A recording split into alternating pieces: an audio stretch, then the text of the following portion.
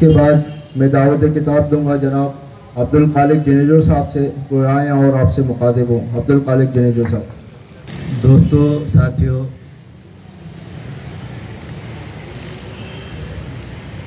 अब यूसुफ मस्ती, मुझे ये थोड़ा मसला हो रहा है कि यूसुफ मस्ती ख़ान की शख्सियत और उसको किरदार जदोजहद उस पर बात करूं, या जिन उसूलों आदर्शों जिस सियासत के लिए उन्होंने जदोजहद की उस पर बात की जाए, क्योंकि नोटिस भी आ रहा है कि मुख्तसर करें। लेकिन उस बात पे जाने से पहले मैं एक बात दोस्तों से कहूँगा कि यार, सिंध को सूबा न कहा करें। जब सिंध को सूबा आप कहते हैं तो मुझे ऐसे लगता है जैसे कोई मेरी माँ के गर्दन पर छुरी चला रहा है। हुक्मरान कहते हैं, वो तो हमारे दुश्मन है, वो कहते हैं, उनसे वो किसी ने कहा है ना कि दुनिया हजार जुल्म करे उसका गम नहीं, मारा जो तूने फूल, कैसे शहर है इसका।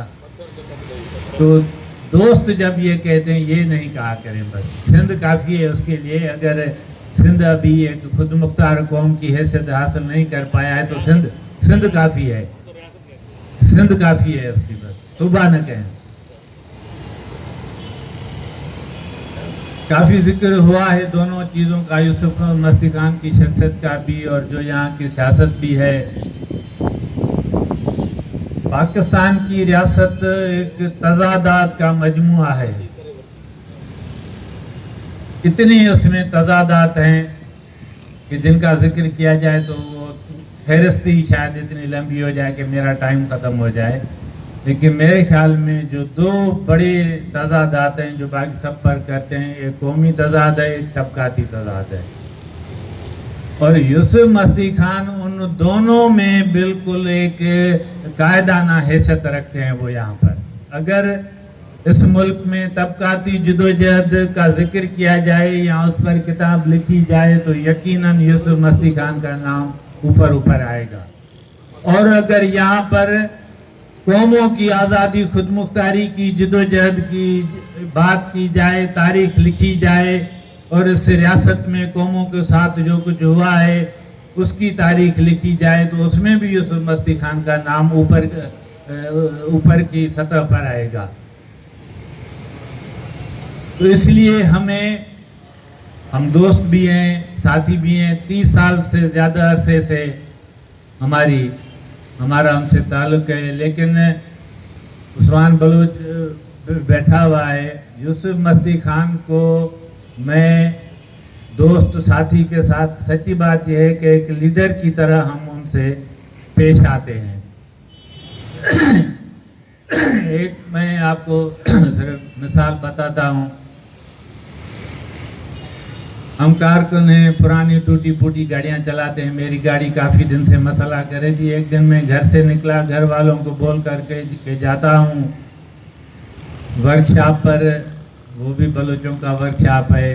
गाड़ी 2-3 घंटे में बनवा के आ जाता हूँ। मैं रास्ते में था, यूसुफ मस्ती खान का फ़ोन आया कि भाई मुझे सुबह सवेरे फ़ोन आया, गटर बागीचे पर कब्जा हो रहा है, मैं वहाँ जा रहा हूँ, उन्हें फ़ोन किया है और तुम्हें भी पहुँचना है। मैंने कहा मेरी तो गाड़ी ये है। बोला इसको वहीं छोड़ो, मैं तुम्हें उठाता हूँ, बस तुम्हें चलना है।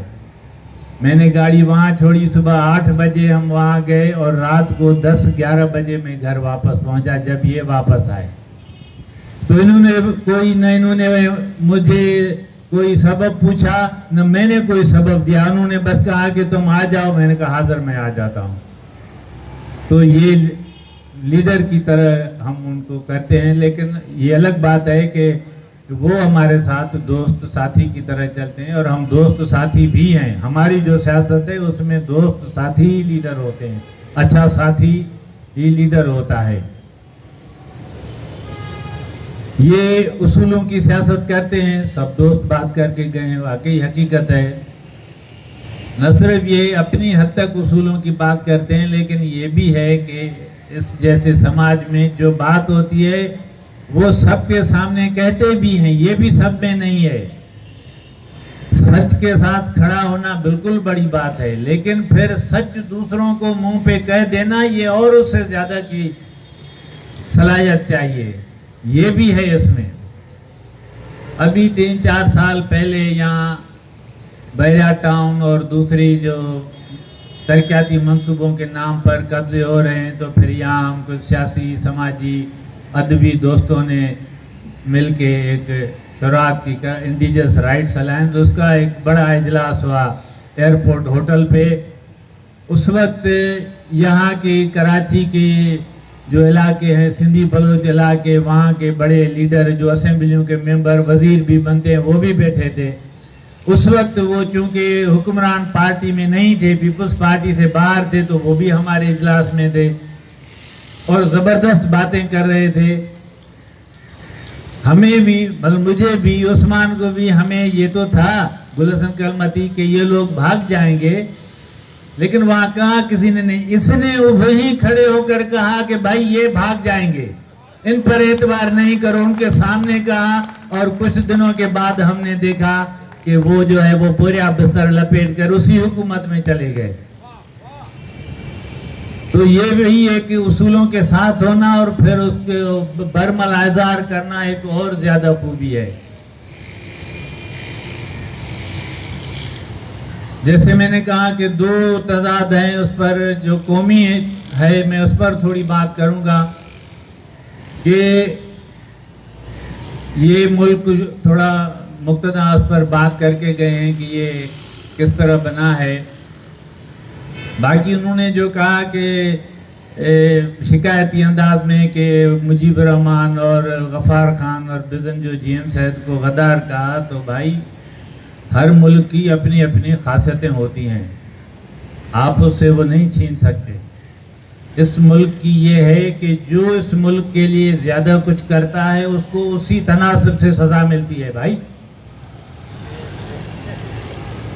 तो आप कैसे उनको तब्दील करेंगे? सबसे ज़्यादा तारीख बता दी है बंगालियों ने, पाकिस्तान बंगालियों के बगैर बन ही नहीं सकता था। सबसे पहले और सबसे बड़ी सज़ा उनको मिली नहीं मिली। दूसरे नंबर पर सिंधियों ने किया, हमें भी बड़ा शौक था। दूसरे नंबर पे सिंधियों ने किया, तो दूसरे नंबर पर उन्हीं के साथ हो रही है, बलूचिस्तान के साथ नो डाउट हो रही है। लेकिन बलूचिस्तान उसमें गया नहीं था। बलूचिस्तान पर तो सीधा साधा बिल्कुल सिंपल मानते हैं, बलूचिस्तान पर तो कब्जा किया गया था फौजी ताकत के साथ, तो वो उसमें नहीं था जिसमें हम गए थे। तो जिसने की है उसके साथ उसको सजा मिलती है। अगर शख्सियत की आप बात करें तो मोहम्मद अली जिन्ना का नाम आता है ना, कि जिन्होंने किया इस मुल्क के लिए बनाने के लिए, सब कहते हैं। उसके साथ क्या किया? फिर कहते हैं उनके जो चाहने वाले हैं वही कहते हैं कि जुल्फकार अली भुट्टो ने इस मुल्क के लिए बहुत कुछ किया, और वाकई किया।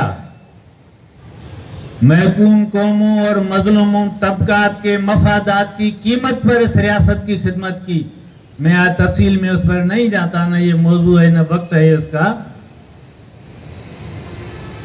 और उन्होंने ही उसके साथ क्या असर किया, रियासत ने ही उसके साथ किया।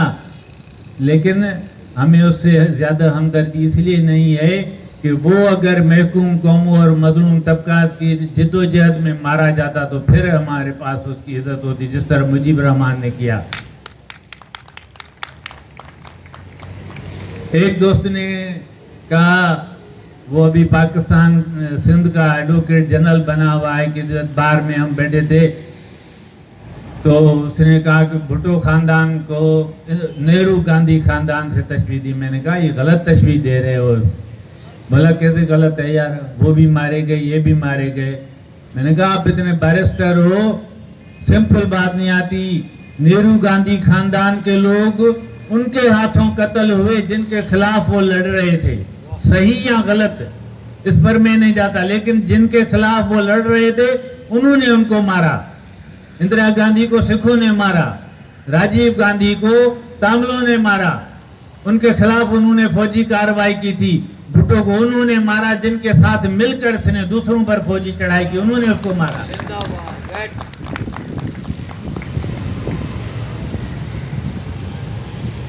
तो मैं ये कह रहा था कि ये जो तजाद है कौमों का, और पाकिस्तान अभी, मैं ये एक दूसरा जुमला भी यहाँ उसकी भी मैं थोड़ी माजरत कहूँगा कि तो ये कौमियतें नहीं हैं, ये कौमें हैं। अगर ये कौमियतें हैं तो कौम कौन सी है? पाकिस्तानी कौम है। या कम अज़ कम तरक्की पसंद दोस्त तो नहीं मानेंगे, किस लिहाज से पाकिस्तान कौम है। आप कह सकते हैं ये एक मुल्क है, इस वक्त है एक मुल्क, कसीरुल कौमी मुल्क है, कौमों का ये मुल्क है। लेकिन यहाँ पर सारी जिद्दोजहद रियासत की, उन कौमों को हुकूक देना तो अलग बात है, उनके वजूद, उनकी शनाख्त को ख़त्म करने के लिए ये रियासत काम करती है। और अगर कोई कभी, अगर हमने इतनी जिद्दोजहद हम कर सके कि हमारा कौमी सवाल सतह पर आए और कोई आलमी, कोई दीनदार न्यूट्रल ट्रिब्यूनल बैठा, तो फिर फैसला होगा कि पाकिस्तान में बड़ी गद्दारी कौन सी थी और किसने की थी। अगर कोई माना ये लफ्ज़ रखता है तो पाकिस्तान में ये गद्दारी का लफ्ज़ अपनी माना ही खो चुका है। अगर कोई है तो सबसे बड़ी गद्दारी वो थी जब वन्यूट बनाया गया, कौमों को नाम ख़त्म किया गया। यानी जिन कौमों ने, जिन खित्तों ने इस मुल्क को बनाया, 47 से पहले पाकिस्तान कहाँ था, जिन्होंने बनाया, अब वो जो है वो पाकिस्तान, जिनको बनाया वो पाकिस्तान, उसने उनकी शनाख्त ख़त्म कर दी कि भाई सिंधी, बलोच, पख्तून, आपको कहलवाना एक काबिल जुर्म गुनाह करार दिया गया, काबिल सज़ा जुर्म करार दिया गया। तो सबसे बड़ी गद्दारी तो ये है कि जिस कौमों ने इनको बनाया उनको आपने ख़त्म कर दिया। तो वो सिलसिला अभी तक चल रहा है, कभी इस्लाम के नाम पर, कभी जमहूरियत के नाम पर। अभी ताज़ा जो चला है, तरक्की के नाम पर तरक्की हो रही है, बलूचिस्तान में तरक्की हो रही है, अब वही तरक्की सिंध की तरफ आ रही है। लंबी बात नहीं, सिर्फ मैं ये कहता हूँ तरक्की है नहीं है, किनके कहने पे हो रही है उस पर भी नहीं जाता हूँ अभी किसी और जगह। तरक्की किसके लिए हो रही है?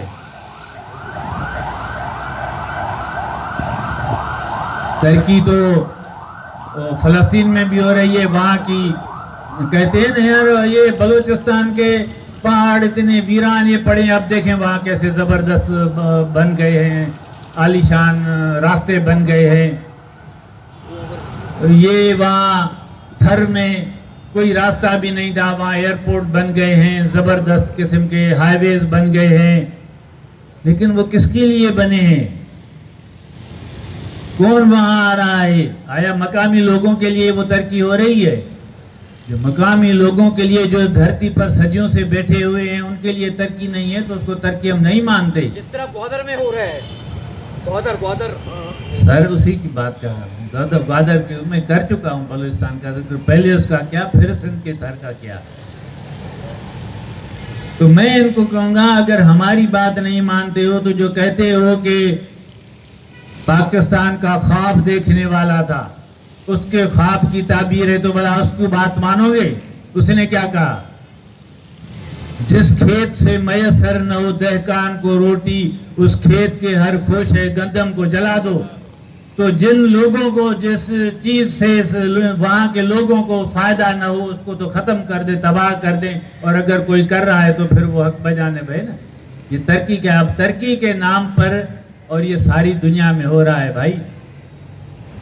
हमारे कई दानिश्वरों पे दोस्त ने शेर पढ़ा ज़बरदस्त, दानिश्वर अभी सबक सिखा रहे हैं कि भाई देखें, हमें भी पढ़ा रहे हैं सिंध में, यार अभी देखें इतनी तरक्की हो रही है, थर के लोग जो हैं वो अब प्लम्बर बन रहे हैं, और औरतें जो हैं वो ट्रक ड्राइवर बन रही हैं, और क्या चाहिए? वाह वाह, ये दानिश्वर है। यानी माल की छोड़ दो, गुलामी कबूल कर। अगर तरक्की की बात है, बस खत्म करता हूँ एक दो बात करके। तरक्की की बात है ना, ये कहते हैं सीपेक जो है वो तो सारी दुनिया को कनेक्ट कर रहा है, अब ये दुनिया को तब्दील कर देगा। 200 साल, पौने 200 साल पीछे जाएं, कहते हैं ना चीज़ की अहमियत ज़मान और मकान में के हवाले से होती है। आज नहीं, 1.25 साल पीछे जाएं तो इस इतने बड़े बड़े सगीर को हिंदुस्तान जब रेलवे के निज़ाम के साथ जोड़ रहा था, उस वक्त वो इतना ही बड़ा मंसूबा था जितना आज सिपे गए। 1.25 साल पीछे जाएं तो हैरान कन बात थी कि इतने उसको मिला रहा था, तरक्की हुई, उससे लोगों को मुलाजमतें भी मिली जो हमें बता रहे हैं हमारे दानिश्वर के, मुलाजमतें मिली थी। रेलवे निज़ाम डेवलप होने में भी मुलाजमतें मिली, रेलें चलने लगी, फिर भी मुलाजमतें यहाँ के लोगों को मिली। यहाँ के लोगों का हशर क्या हुआ उससे? सिर्फ एक मिसाल भरी पड़ी है तारीख, आप सब जानते हैं, पढ़े लिखे लोग हैं। यहाँ अंग्रेज जब आया उसकी सबसे पहली लड़ाई बंगालियों के साथ हुई थी, और वो इसलिए हुई थी कि इस खिते में सबसे ज़्यादा तरक्की याफ्ता कौम वो थी, इसीलिए उससे लड़ाई हुई। क्यों, कैसे, ये अलग मौजू है। और अंग्रेज व्यापारी बनकर यहाँ आया था, किस चीज़ का? यहाँ की बड़े सगीर की और ख़ास तौर पर बंगाल की तैयार की हुई बनी चीज़ें वो व्यापारी लेके यूरोप की बाज़ारों में बेचता था। और जब उसकी ये तरक्की हुई, रेलवे वाली और टेलीग्राफ वाली जिसको तरक्की करते हैं, उसका नतीजा क्या हुआ कि अंग्रेज के जाते वक्त उसी बंगाल में 10 लाख लोग भूख से मर गए। ये उस अंग्रेज की तरक्की का अंजाम ये हुआ। तो कौमी खुद मुख्तारी के लिए जदोजहद हमारी है, जब तक चलती है कौमों की, और ख़ास तौर पर सिंधी और बलूच कौमें। और मैं तो ये कहता हूँ पाकिस्तान की रियासत सिंध और बलूचिस्तान के वसाइल पर चल रही है, ये सारी जंग उसके लिए है। और हमारा एक अणटूट छाचे वो अटूट ताल्लुक है, और ये पाकिस्तान तो कल की बात है। सिंधी और बलोचों का इतने अरसे के सच्ची बात है कि आज तक कोई भी तारीखदान कलम रख के एग्जैक्ट सन नहीं बता सकेगा कि कब से सिंधी और बलोचों का ताल्लुक है, इतने अरसे से है। मैं ज़्यादा बड़ा तारीख नहीं पढ़ा है, लेकिन थोड़ा बहुत पढ़ा है। सर, हिंदुस्तान का इस वक्त बड़ा तारीखदान है इरफान हबीब, उसने तारीख पर कई किताबें लिखी हैं, एक उसकी इंडस सिविलाइजेशन पर किताब है। तो उसमें वो बता रहा है, लिखा हुआ है कि एक तहजीब होती थी किसी ज़माने में मोहनजोदड़ो से पहले, उस तहजीब का नाम था आमरी नाल तहजीब। ये लिखा हो उस किताब में, इंडस सिविलाइजेशन, इरफान हबीब की, जाके पढ़ के देख लें। आमरी नाल तहजीब मोहनजोदड़ो से पहले है, और नाल से वो उस वक्त बिजन जोड़ता है, और आमरी के बराबर सन से जीएम से जोड़ता है। तो हमारा एक अटूट रिश्ता है, हमारी मुसीबतें भी मुश्तरक हैं और हमारे मुस्तकबिल भी मुश्तरक हैं। उसके लिए हम काम करें। और मेरे दोस्त ने, मेयर साहब ने सही कहा, यूसुफ मस्ती खान उसमें बिल्कुल अहम रोल अदा कर सकते हैं और कर रहे हैं, और हम उनके साथ हैं, आप सबके साथ हैं। मेहरबानी।